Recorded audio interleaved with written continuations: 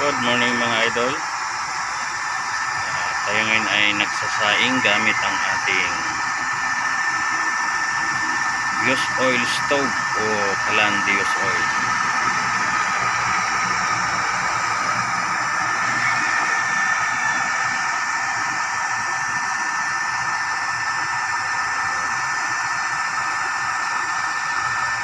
Ang gamit lang po natin dito ay mantikang pinagprituhan.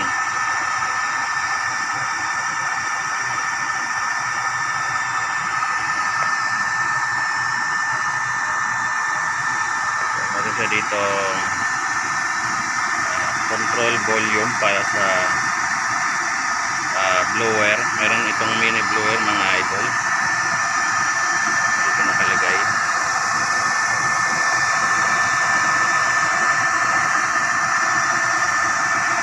Gustong pahinaan, pihitin lang to.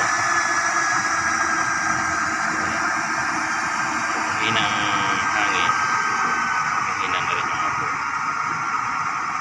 Sabihin mahina na yung kapalakasan.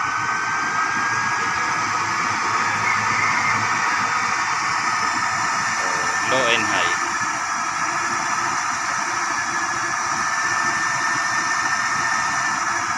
Painin na, ganyan na yung hangin. Pagka papakulo pa lang kasi tayo.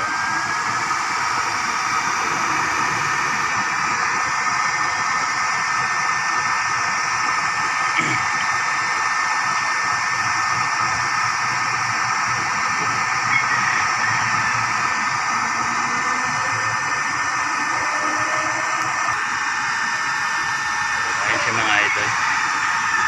Hindi pa kumukulo, malapit nang kumulo.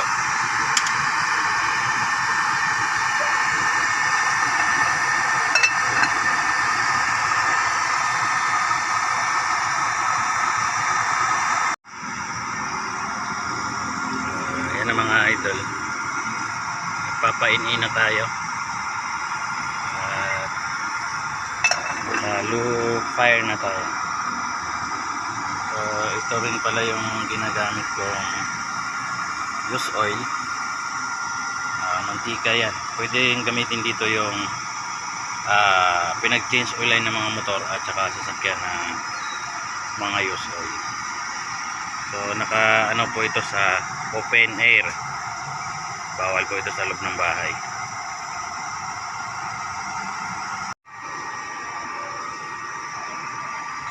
Ito na mga idol, luto na yung ating sinaing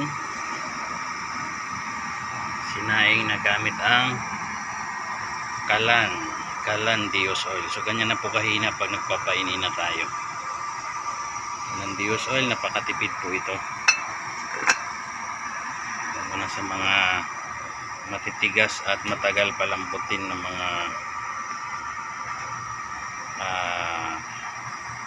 niluluto natin, mga karne.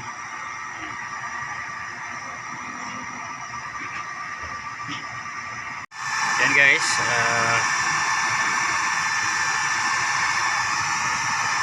tingin ko malasang na siya.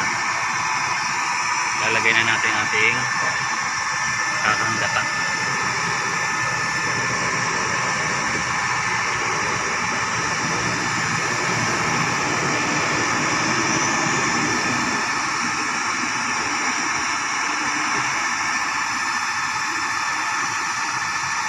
Natin siyang kumulo. Pag luto na yung gata, pwede na, all goods na. So sa akin kasi hindi ko masyadong pinapatuyo yung gata kasi gusto ng mga bata yung meron silang may sabaw sa kanin. Kaya medyo ano to, ginataang may sabaw, ginataang tambakol na masabaw.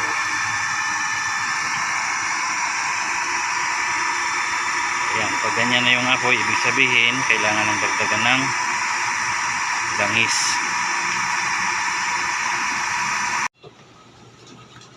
Kain tayo mga idol. Yan, ang ating nilutong ginataang tambakol.